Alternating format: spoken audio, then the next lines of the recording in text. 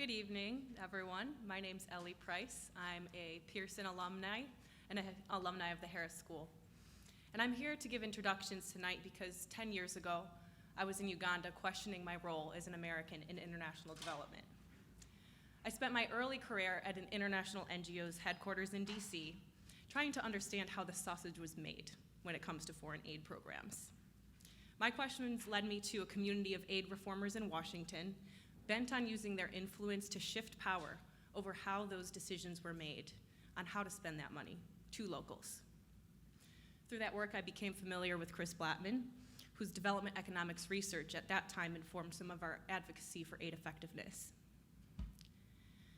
But for me, that question of my role as a white Westerner in the industry never went away. It was an inner conflict that never really eased until I started working in a global conflict. By far, the experience that's made me come alive the most in my career today was the year I spent building a humanitarian crisis response business unit under the mentorship of a former IRC alum. He'd led the responses for International Rescue Committee in Rwanda, in Somalia, and Croatia in the 1990s, and it was a joy to work from him.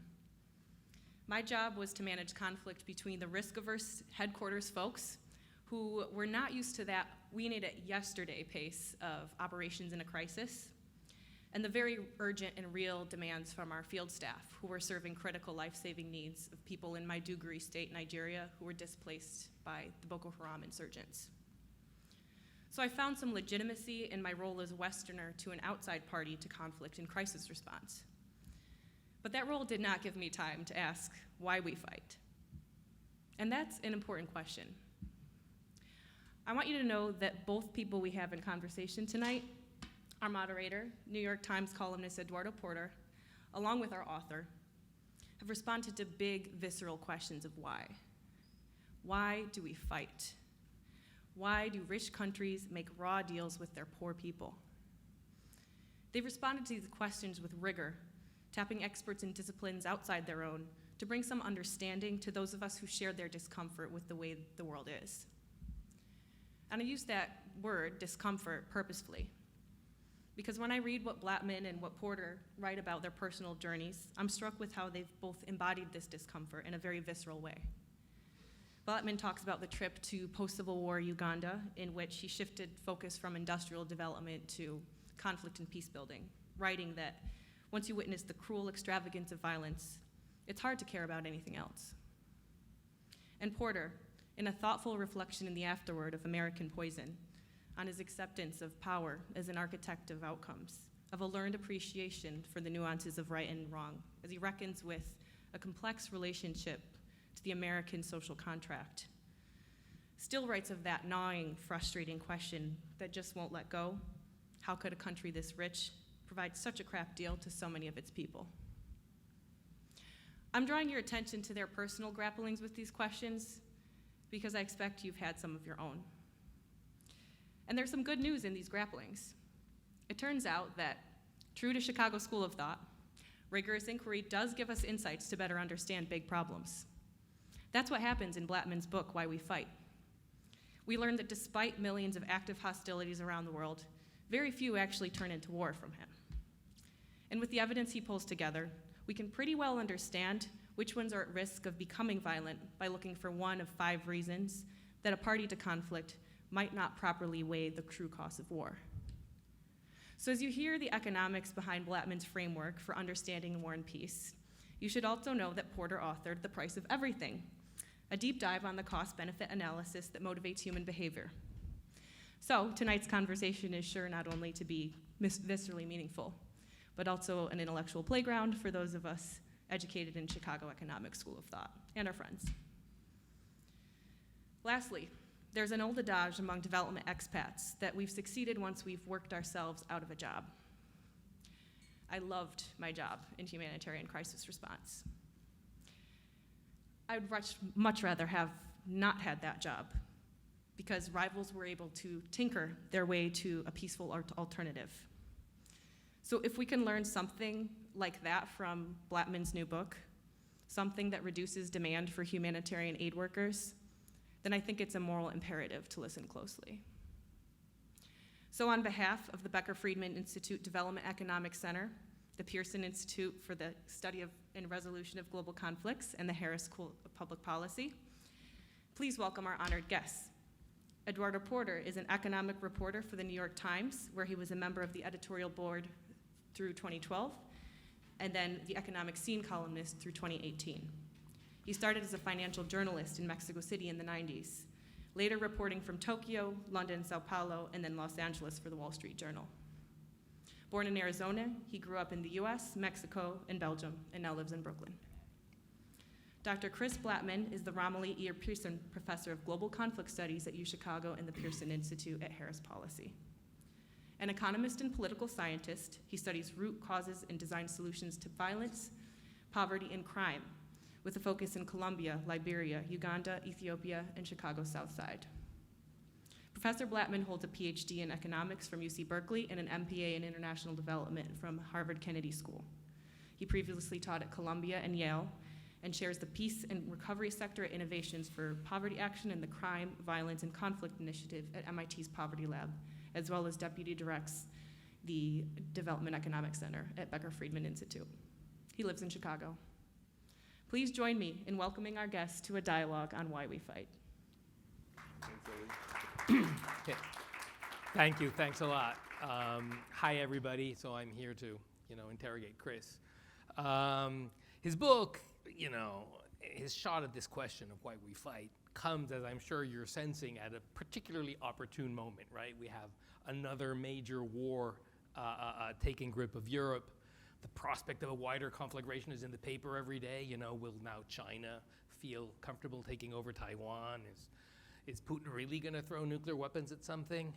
So one of the first things that strikes me between this reality in which we're sitting right now and one of the first important propositions of your book is this tension, because one of the leading propositions, starting proposition, is that in fact war is extremely rare. And that is in some tension with the world in which I feel we live. And so I guess from that, my first question is, what are you talking about? I mean, what do you mean by rare? Yeah. So first of all, thank you for everybody for coming. Thank you, Ellie, for a fabulous and kind introduction. And thanks, Eduardo. And you should buy Eduardo's books. They're fabulous. Fabulous. I guess I would say even now, for 20 years, Vladimir Putin tried everything short of war he could to co-opt the Ukraine. So he's dark money. He tried to assassinate people. He did assassinate people. He encouraged separatist movements. He tried to sway elections. He sometimes did sway elections. And so this was a last resort, which is maybe a fairer way to present it than to say war is rare, because what does rare mean? But I think it's the idea that rivals will try everything else possible. And then the other, but at the same time, we just don't pay attention to a lot of the conflicts that don't happen. The 2 weeks into this invasion, India lobbed a cruise missile at Pakistan by accident, and peace ensued, as it has for more or less. I mean, India and Pakistan have occasionally come to brief blows over Kashmir, but it's generally been quite peaceful. And so I think I want us to pay attention to that, because I think we'll just see why we go to war and the path away from it if we recognize sort of this gravitational pull that peace has, until we can take advantage of that, right? So it doesn't have to be hard, because we can take advantage of this gravitational pull to come back. Yeah. So I don't know if I articulate this correctly, but it seems to me that there's this pull for peace, and so something has to break down for this pull to stop working and for nations to go to war. And I think you very clearly systematize what are the kinds of things that when they break down will lead to war. So maybe that would be a good place to go now. So if people remembered one thing, it's that war's costly, that war is what happens when a society or its leaders ignore those costs for one reason or another. And then the ways that happen, it feels like there's a reason for every war and a war for every reason, which in some ways is true. But what I try to argue in the book is that fortunately it's simpler than that, that there's kind of 5 major ways that people ignore these costs, particularly leaders. And, you know, in the book I'll talk about 2 that I think are really intuitive and make a lot of sense in this moment.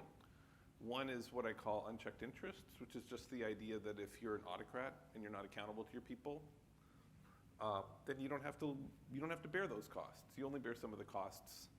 You could safely ignore the suffering of very many people. And I think that's a reasonable description of what's going on today as like a first pass. And then a second I'd call intangible incentives or ideological incentives. And so every time you hear a story of Vladimir Putin and we hear so many of these stories, and some of them are true, maybe all of them are true. We don't know which. His nationalist visions of a united USS, or sort of a united sort of Russian empire, and dreams of personal glory and a place in history.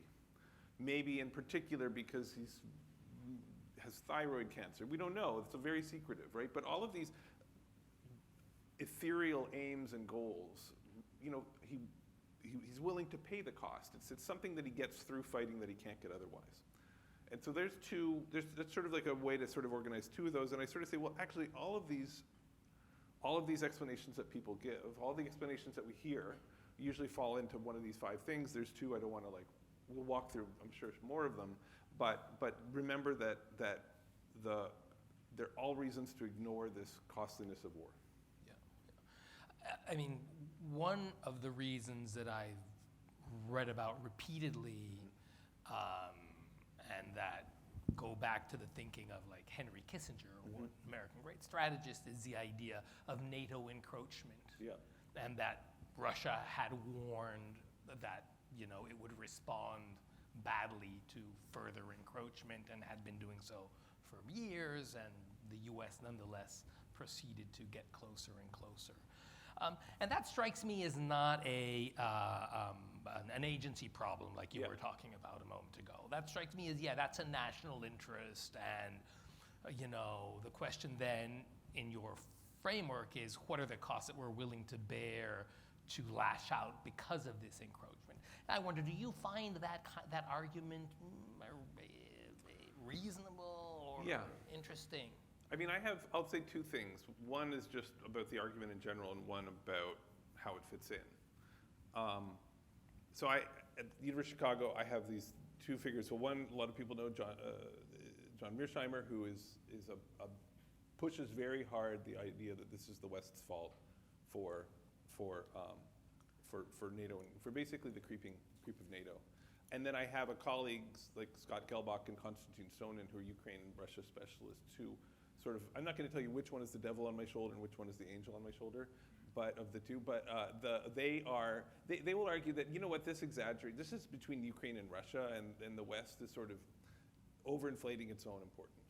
And I lean actually towards the overinflating our own importance. But here's the thing. A crucial thing is I see NATO enlargement is mostly a way of changing Ukraine's bargaining power vis-a-vis Russia, like how much of the pie Ukraine gets. And so we always have to distinguish, when you do things, are we doing things to make peace more or less likely? Or are we doing things to shift the bargaining power of one side? Those are really distinct. I can actually try to strengthen one side or the other, and peace is perhaps potentially just as likely in each circumstance. But I can also do things to make peace more or less likely by compelling people to focus on the cost. And the danger of NATO encroachment here, the only way in which it impinges into heightening the risk of war, is one of these more subtle and complex. I said there were 5. One of them is we call commitment problems in game theory. And you can think of a classic commitment problem as basically commitment problem says, I don't trust the other side to be able to commit to an agreement that would be stable. And commitment problems often arise when there's an anticipated shift in power. So what is a potential NATO encroachment and expansion? It's an expansion of Ukrainian bargaining power that hasn't happened yet. Mm-hmm. And so you have an opportunity to stop that from happening by invading. And Ukraine knows that and says, oh, don't worry, we won't join NATO. We commit not to do that. But if you don't believe them, then you have a commitment problem. So you kind of have to knock it out before it happens. I don't think that's the big commitment problem here. I think Ukraine creeping towards democracy and being a democratic icon to Russians is more important than NATO, and is more imminent and maybe more of a commitment problem than the NATO. But you don't have to believe me. The thing I want to do is I want people to help to think systematically about these things and to help to sort of see these commitment problems when they appear. And then you can judge whether you believe it or not in this case. But I want people to sort of see these arguments that people say NATO enlargement is a problem and understand, is this actually a barrier to peace or not? Because it fits into one of the five almost all the time. Yeah. So maybe to run through some of these things. So speaking about the commitment problem, Yeah. and as well the agency problem, the Yeah. issue that Putin is fighting for himself and investing all of Russia's blood into his own personal kind of war. One of the other reasons that you cite that will lead you to war is what you call misperceptions. Yeah. And that's kind of like a little bundle of biases that lead us to think wrong, Yeah. basically, right? The kind of stuff that Richard Thaler has written about, and in Thinking Fast and Slow. So there's egocentrism, overconfidence, motivated thinking, and a variety of other biases. And that's also come into the conversation about Russia and Putin. I mean, we are full of stories about, is Putin crazy? Yeah. He misread the situation. He blundered massively, and so he misperceived the situation for some, particular bias. He thought the Ukrainians would love him because he loves himself, which is kind of one of a standard bias of nature. And I wonder first whether how much weight you would put on something like that in this Yeah. context. But also, I'd love to see you flip that, because we're prone to kind of lots of similar biases. And Yeah. so in our kind of dismissal of this guy's thought, he's nuts, well, that also is pretty self-serving on our part. And so I'm wondering whether we should be cautious about these analyses because they also kind of serve our own biases and preferences. Yeah. So nobody has successfully peered inside the mind of Putin, I think. So it's a lot of guesswork. Everyone seems very confident, which I think is maybe your first clue that maybe not all is right. I think it sounds extremely plausible. In addition to his psychological biases, I think the institutional biases, there's a logic of autocracy that says, in order to, especially as a personalized ruler, you're constantly worried about a coup threat. And so you really have to have all these lines of defense. And it can lead to an enormous amount of insulation and being surrounded by yes men and yes women. Yeah. And so I think that's almost an institutional misperception. So it's totally plausible. The thing that people do is, so we've talked about we sort of said these leaders who ignore the costs because they're unchecked. We talked about intangible incentives. We talked about commitment problems. Now we're talking about misperceptions, but the fifth is uncertainty. And this is the thing, like, when we say something was a mistake, do we mean that he gambled and lost because things were fundamentally uncertain, or he fundamentally misjudged the probabilities and got them wrong in a biased way? And I think we conflate these things, right? Because everybody was wrong. I talk to these Russian experts all the time. I'm not a Russia or Ukraine expert. And all of them, the honest ones, which are most of them, are like, I'm done making predictions. Like, it's over. Like, every time I say something that's wrong, maybe we should just find the thing that, like, nobody has said yet, and maybe that's the right thing. So I think it was really, really uncertain. And Putin the West and Ukraine got great realizations of all this uncertainty. They were stronger and pluckier. Russia was less organized and weaker, and the West was more unified than anybody anticipated. And so I guess I say, like, we have to, like, distinguish between uncertainty and misperceptions. Yeah. And uncertainty can actually cause an awful lot of fighting, especially short wars. Yeah. And so we shouldn't be too quick to, like, we don't want to ourselves misperceive the supposed misperceiver. Yeah. So here's a last shot of, like, using Ukraine as a base to talk about kind of like what you're proposing more generally. And I think something that's really cool, I don't know if you guys have read the book yet, you should, but there's a really nice little pie chart that comes up again and again in the book. And it basically just tells you why we really don't go to war. Because if you have this kind of share of the pie, war is going to destroy a big chunk of the pie. And so whatever share you have afterwards is going to be a share of a smaller pie. And so there's a great opportunity through negotiation rather than war to divide the pie in a way that you both end up with a better deal than if you whack, 40% of the pie with a missile.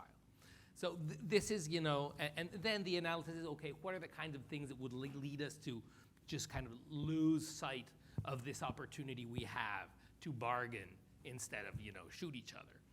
And in the context of the Russia's invasion, and I'm really kind of like very insistent, I really want to understand this as a rational thing rather than a nutcase, is, there's a pie which is Ukraine. Russia just took a chunk of it a few years ago at very, very low cost. And it also delivered information to Putin about, what the consequences of taking chunks of the pie is. NATO didn't do anything about it. He didn't get into too much trouble. He kept his yacht. And so, maybe this is just a question of he was wrong-footed by the information he had, because it's not crazy to think, okay, I can get 100% of this new pie pretty cheaply. And so this whole negotiation thing is kind of pointless. I mean, I do think we have to, I agree, like, he had more information than that. He helped Bashir in Syria cross a red line that a president of the United States had set, and he crossed it and then there was no consequence. He has sent peacekeepers repeatedly into other former Soviet republics like Kazakhstan, no problem. He's successfully subjugated Belarus. So he was getting a lot of positive feedback for his aggressiveness. A lot of people who know Ukraine well say this was different and it was predictably different. And I maybe they're right. I hear that more now than I did 2 months ago. But I think it wasn't. So it wasn't. But I agree. This was part of the uncertainty and why he maybe made a particular guess. Here's the thing, though. This is the key thing with uncertainty. Is it's one thing just to say, well, it's fundamentally uncertain, and so maybe you just you don't underestimate the costs of war and the difficulty, but you misguess. The thing is, war's so costly that the other side has incentives to go, no, we're really, really strong. Promise you, this is going to. We really have an incentive to signal how strong we are. And the problem is anyone that's ever played poker knows this. You're like, yeah, but you would say that even if you weren't strong, right? And so it's this strategic incentive to bluff that means it's, in some sense, it's never your optimal move just to like say, well, I'll believe every bluff, obviously, right? That would not be a good way to win a poker. And so I think that's part of it. But there are Russia experts, and none of them agree on anything. I talked to a lot of them. But I would say the Russia experts I know all think this is more intangible incentives and misperception, the more psychological stuff, versus the strategic elements. And all of the non-Russia experts are like a lot of them are just not fully persuaded, including me. Okay. Because there's a history of a lot of we do this all the time. I think we tend to overestimate the psychological. So, yeah. but they might be right. We don't know. Yeah. And okay, and so the very last Russia one. Okay. So they've been toying with the idea of deploying nuclear weapons, which brings us back to the great moments of game theory of the second half of the 20th century, and the theory of mutually assured destruction developed by Tom Schelling, not of Chicago, but still an economist. And so I'm wondering, that totally destroys the pie, right? Talk about destroying the pie. It's strategic nuclear warfare. There's no pie left. But do you, And that would fit your framework. We will not have nuclear war because there is no pie to divide after it, so it doesn't happen. Is there any, any flaw that you could see there that would allow for that kind of thing to happen? So those of you who know me know that my day job is working with rebels and gangs and organized criminals, not with nuclear-armed individuals. So I'm going to repeat the things that I've heard that I think are the most sensible and persuasive. And there are two things that I've heard, one that makes me hopeful and one that makes me terrified. And the one that makes me hopeful is the fact that Russia, like most nuclear powers, including the US, has a very clear doctrine about under which circumstances they're going to use nuclear weapons. And the government and academics and the military, they've been very, very consistent for a very long time, which is the short version is if they're attacked with a nuclear weapon, then they will use it. Otherwise, they're not going to use it first. And that seems to be a very deeply embedded doctrine and norm. Obviously, that's not, we can imagine lots of reasons why a personalized dictator in particular could overrule that, but I think that should make us feel good. The thing that makes me feel terrified a little bit, or at least a little bit scared, is that it's not actually the risk of escalation or these ideas that, well, maybe it's Putin's, he escalates with a tactical nuke in order to de-escalate the conflict. Like, that's all possible, but the thing that I've heard that predated this is actually about what cyber warfare, and in particularly American cyber capabilities, have done to this strategic game of mutually assured destruction where it never makes sense to really be the first mover.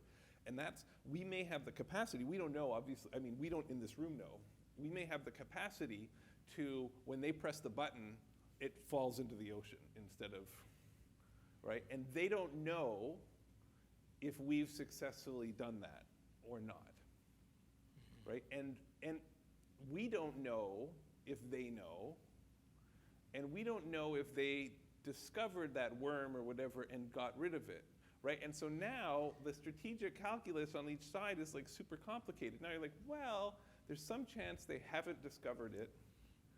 And so should we be more aggressive? Because if they did press the button, we would be able to send them into the ocean and then, so I think it's this has made things much less stable, and in a world where, like, as a game theorist would say, there's multiple equilibria. Unfortunately, the problem with multiple equilibria in a world where nuclear war exists is one of those equilibria could be nuclear war. So, yeah. So I think that's what probably keeps that's what keeps some people up at night right now. Yeah. Okay, so let's bring it down from, like total obliteration to your more normal turf of, gang warfare and stuff. You have some really interesting to say about civil war, about civil conflict, and particularly interesting about why it's so hard to end civil conflict. So could you just tell us a little about that? Yeah, so I mean, I think the commitment problem is like one of the more difficult and nuanced ideas, I think, in political economy, but is so important, and it comes up again and again in the book. Most genocides are commitment problems. We think of these things as irrational hatreds. Most long wars probably involve a commitment problem, and most long civil wars involve a commitment problem. And each time the commitment problem is a bit different, but the Civil War is the classic, the classic story is like, imagine you're the rebel group, maybe you're the Colombian FARC, and you're facing a government, and you decide, well, we'd really like to sue for peace. We kind of see how this is going to play out. But you're going to have to put down your weapons and then join the parliament, right? Because you're going to have to live together after you stop fighting. That's not true. Like, most adversaries in different nations will not have to live together, but they're going to have to live and govern together to some degree. And then you're worried, if I put down my guns, they're going to shoot me. And as it happens, that is exactly what the Colombian military and sometimes the official government and sometimes radical elements have done repeatedly over the last 50 years. Like, why did this war last for so long? Well, look what happened. As soon as they put down their arms, since this peace agreement, how many thousands of leftist leaders have been assassinated in their beds? So that's the commitment problem, is that it's really hard for the government to say, yeah, we promise. Once you guys put down your arms, totally fine. And because there's so many examples of this. And so it's an incentive to keep fighting and keep fighting. So even if the war didn't start because of a commitment problem, as soon as you have to live together, it's the kind of thing that can be self-perpetuating. Yeah. Let's stay with the commitment problem a little bit more, because you have some other really neat instances where it comes into play. And I was particularly interested when you bring it up in the context of the Troubles in Northern Ireland, where you have a dominant Protestant population, but that can see that because of demographic forces, it's likely to become a minority in some time because of the higher birth rate amongst Catholics. And so right now it's stronger. And so should it deal a deadly blow to the Catholics who are now weaker and who otherwise, because they might be stronger in the future and they can commit not to attack them then. So that seems to be like another instance of this, why that trouble never ends.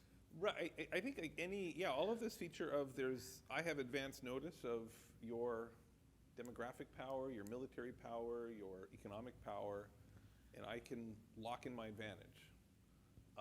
Those are all, the thing is we don't want to be also too quick, because there's like a lot of Harris School students that get to take this up to like the 102 level. We don't want to be too quick to diagnose every shifting power situation as a commitment problem. It's often misunderstood. I think because there's almost always a way out. Like, there's not that many cases where you can't make some kind of binding commitment. So the outside actors, third parties can step in. You can write, our Constitution, people on the left in the United States get so angry about the apportionment of political power right now, and that some states have this seemingly unequal say in a one vote, one person kind of way, or small states, rural areas. But we made a binding commitment in the form of a constitution with a group of people to say, we all know that the urban centers are going to be more powerful in the coming decades. And the only reason we're going to stay together as a union is we're going to make certain guarantees to you that you're going to have your power preserved, even when that happens. That was and the Constitution and all the institutions we've built up were a successful solution to the commitment problem. And so every constitution, every agreement we make is like a solution. But those shifting dynamics and those incentives to like renege will like narrow the range of possibilities. All right, and so I think as a general rule, these things work in concert, right? All five might be operating at the same time. They're kind of narrowing the range of peaceful bargains. And then when we have a war that's started by a lunatic ideological tyrant, which can happen, I think it's only because the other forces conspired to like narrow the options so much to that, because normally, most of our leaders are lunatic tyrants half the time, and they don't start wars. Yeah. So that's how we reconcile these things. Yeah. Well, you actually just gave a great opening for a question that's really been nagging at me. That's kind of part of my book, American Poison, here. And I'm going to go way out on a limb, but I'm just a journalist. I'm not an academic, not Harris School, so I can say all sorts of stuff that you wouldn't be allowed to. But so the U.S. political context comes to mind when I was reading about the Troubles. Yeah. So here you have a white minority who has had control of political power in this country for as long as it's been around. Yeah. That now feels threatened by the rise of the non-white population. African Americans, Hispanics, Asian Americans, and whatnot, which are going to be a majority of the population at some point in the 2040s. And that has been argued by many political scientists as being one of the driving forces of the shift in the white vote towards candidates like President Trump. And so I'm wondering, taking that, is there like thinking, okay, is this an opportunity? Could I read this as war light, an attempt to keep, the rising new group from power? Yeah. And I don't know, how does this fit in some way, uncomfortably maybe, in your framework? So, I guess one of the things I come back to again and again is there doesn't have to be anything just about peace. So peace is just the absence of prolonged fighting, violent fighting. And most pieces in history have been grossly unequal in the sense that every elite that's dominated the majority of the population, which describes most human societies for most of history, has been peaceful because the subjugated generally do not revolt. Of course, we write books and we pay attention to those violent revolutions when they do happen, and they do, but typically they don't. And that's peaceful, right? And so that I'm not trying to say peace is good, and we should always do that, even if it's just. There's a lot of just causes where, including this one right now that Ukraine is fighting, where I sympathize and empathize with those who are putting their life on the line for, basically to fight an unjust and raw deal. So in the U.S., yes, elites, whether it's whites in America now, or elites will always try to lock in, use their temporary power to lock in advantages, just enough, typically to make it not worth the other side's while to revolt violently, right? That's the thing. That's what you kind of want to do in like a cold-hearted, cold-blooded way, is you want to elect a president, you want to you want to establish a set of rules that favor you as much as possible, even when when your group is no longer dominant, and try to lock that in for as long as possible, but without turning to violence. Yeah. And that would be my prediction for the United States, that it won't go down. No civil war. Well, Good to know. Yeah, exactly. I mean, I don't think so. I think it's not. I think the risk used to be zero.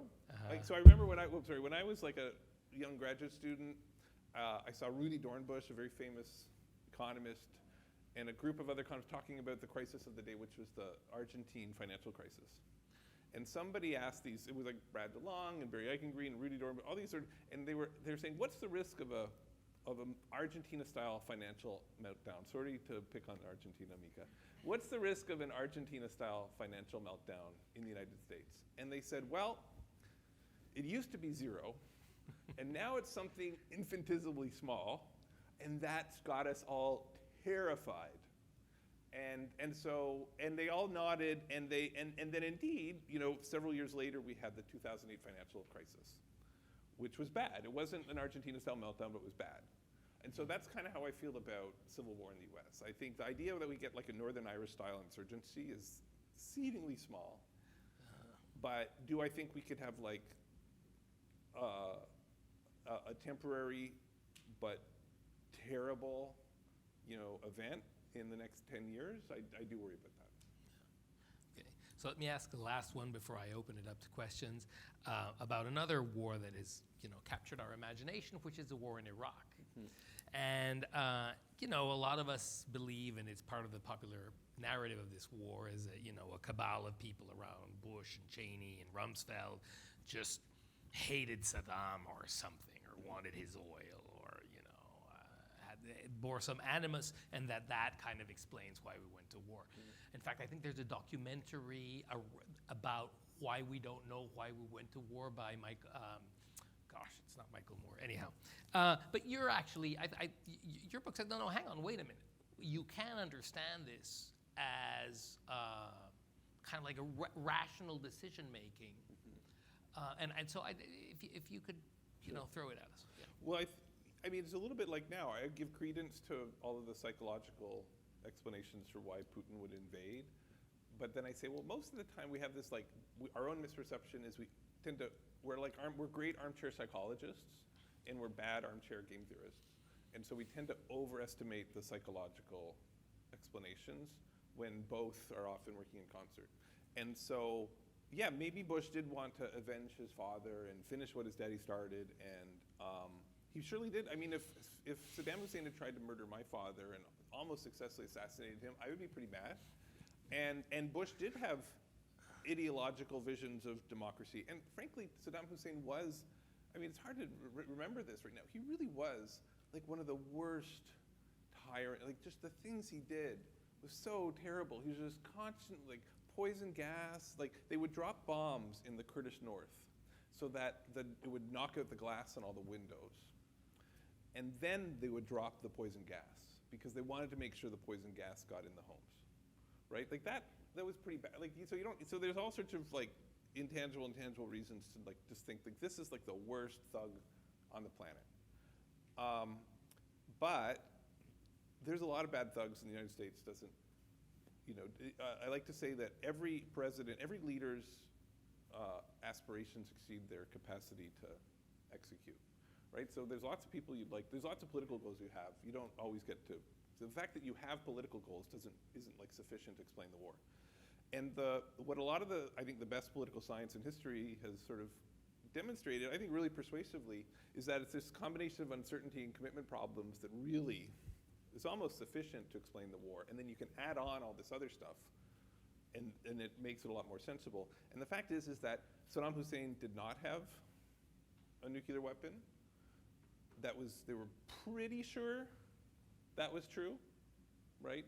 Beforehand, even whatever they said out loud, they're pretty sure, but they thought this program could get restarted in 6 months, 18 months, because the incentives for him to, because that's a commitment problem. No, I promise I will not develop this weapon that the minute I have it, I will just have complete dominance, not just over the United States, but over the three enemies I care about more, which is Iran, Israel, and my own people who are trying to overthrow me. And so it's this, that he has this incentive to develop it. It's uncertain if he has it, but it's super uncertain how quick he could develop it, and we know we wouldn't be able to observe it. And so there's this incentive to just take care of this before. And some people get angry that I say that because they're like, oh, you're defending the United States. And I'm like, no, it's actually, it's kind of worse. Like if you think something's evil, it's kind of worse when it's self-interested and you do this on purpose. Like someone who's delusional and I don't know, is an ideologue, is Putin the ideologue more evil than Putin the rational, self-interested calculator? I don't know,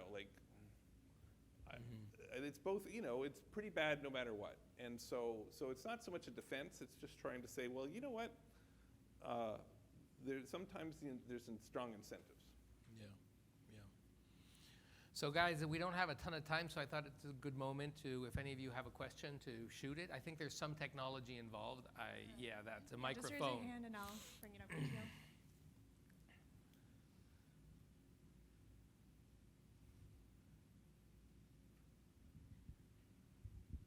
Hi. So thank you for coming. Thank you for speaking. Sort of, as I'm sure you spent way more time thinking about the whole litany of human conflicts over the last, several centuries. And so you have your framework.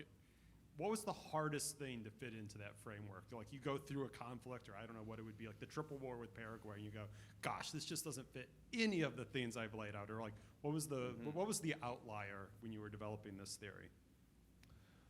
Yeah, well, part of the answer to that is what's on the frontier of the social science where people don't really know where to fit it. And a game theorist would call it the problem of weak coalition formation or multiple n-player games. So, but what does that mean? That means okay, this basic incentive I laid out, which is that there's a pie, you both have to split it, and you can either split it peacefully or you can destroy a share of that pie and then flip a coin for who gets it, right? It's always better to split it peacefully if you can. That actually starts to fall apart once you have 3, 4, 5 people competing over the pie. And it also starts to in terms of there being a single equilibrium, so there can be lots of circumstances where it's really hard to get the 3 or 4 or 5 actors to agree in a consistent way. And then you can think of lots of cases where, we actually live in a multipolar world, so maybe it's complicated, so it is. But it's also, even if you have 2 adversaries, those adversaries, often those are weak coalitions. They can split. We call those splinter groups. We call those spoilers.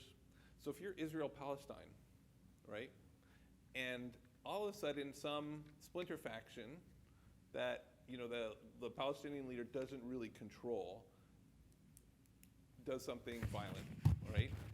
Now, first of all, that's hard. It's hard for you to sustain that bargain, but then also, you don't know, then you add uncertainty into that. Well, is he just blaming it on a splinter faction, but he really told them to do that or not?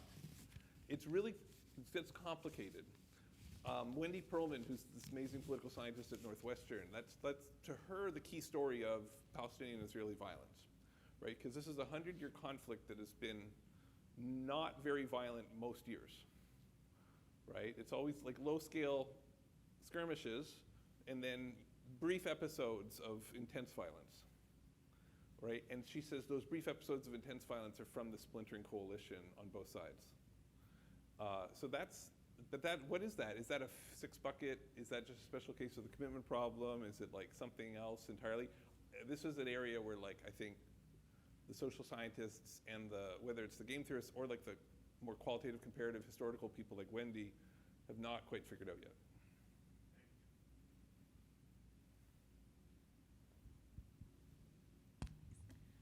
Chris, so something that stands out to me about you as an academic, and I think really shines through in this book, is that in addition to being an expert on field experiments and game theory, you've spent a lot of time on the ground. And you've been there, you've been doing qualitative work. And I was wondering if you could talk a little bit about how your time on the ground in these various places has shaped the way that you thought about this book, as well as just this project more broadly, and how it's kind of contributed to your framework that you're outlining. Yeah, I mean, I was lucky to grow up in like a world of development economics where that was like the norm. They were like the economists who started to behave more like anthropologists and really led that. And so Michael Kramer, who is my dissertation grandfather, and Ted Miguel, who's my dissertation advisor, are like great people who are examples of that. So the way it like shaped, I guess partly just forces you to confront problems that you might not otherwise have seen. But actually, the way I actually wanted to initially write the book, the way I started on this path of trying to look through this lens is I remember I was like this first-year graduate student. I was in a war zone. It was northern Uganda.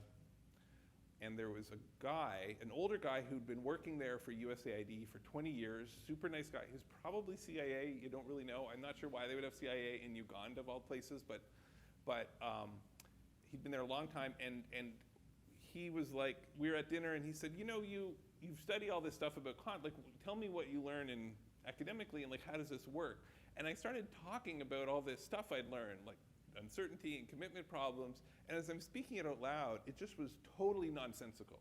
Like, it just seemed to have no relation to what was going on with the Lord's Resistance Army and Joseph Kony. And actually, that probably is true. I would probably use some of the other buckets too. But I was just spouting it, and I could just sort of see. I mean, I never had job prospects at the CIA because I was Canadian, so it doesn't. But you still want to feel like they want to recruit you or something, just for the own, And you can just see like this guy. He's like, what a bozo.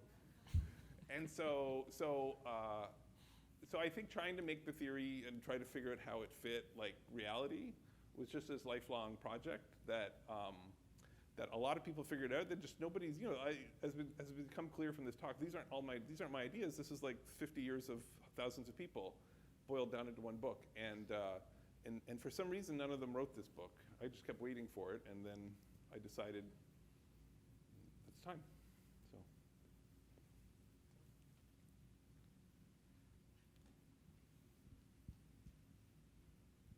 Hi, so thank you both for the presentation. As you mentioned, you worked mostly with rebel groups, but also a lot with gangs.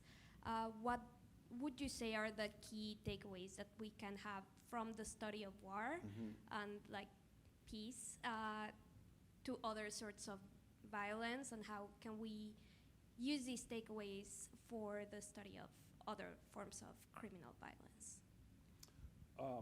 So there's a project that I've been working on in Chicago. Sorry, pointing that way. I think it's actually Chicago, with Megan actually. And one of the interviews that was done still sticks out at me. And it was a guy who's a gang leader, small gang leader, mostly an independent operator who was selling drugs. And he told a story. He said, well, when I first started out, somebody robbed me.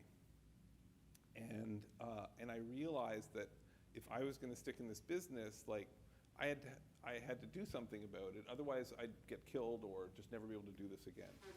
And so I had to so I went and I decided in a very cold and calculated way I was going to teach him a lesson. I was going to go on and shoot him.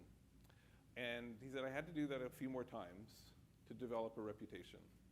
And after that, it was fine. Now he was speaking, you know, he was in this gang exit program that we developed and wanted out of that life because it's a really miserable life to live, but it was sort of the place he found himself trapped.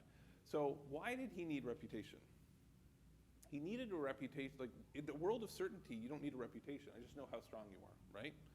You can just tell me, or it's written, whatever. It's just written on your chest, and I don't rob you because I know you're the retaliatory type.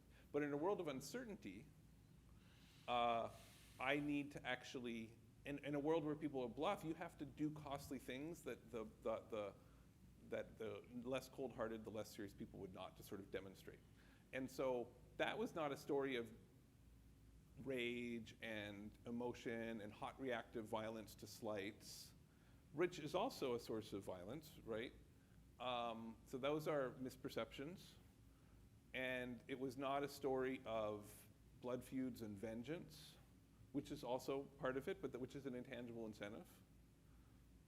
And it's not a story of unchecked leaders, which many of these gang leaders are in Chicago or in Medellin where I work. So those are all contributing. But once again, there are these strategic factors like uncertainty that really contribute, I think, to a lot of the dynamics of violence. And the fact that as a gang, you have to constantly be engaged in costly signaling to show how strong you are, to protect yourself from the other side. And sometimes that means you have to fight short wars to really show your strength. So it's the strategic dynamic. So a lot of the five, to answer your question, I think the 5 commitment problems, less so. The other 4 apply a lot, I think, at this level, and we can learn a lot, I think, from what works at the international level to what can work at the gang level, and vice versa. I think there's a lot of lessons we can learn about what works at the gang level for what works at the international level. Okay, guys. Well, we've hit the sweet spot of 7 o'clock. So unless you have like another pressing question there, I will just thank Chris. Thanks. And we have a reception afterwards, and I'll be hanging there's around, booze so- and stuff. So Yeah. Thank you.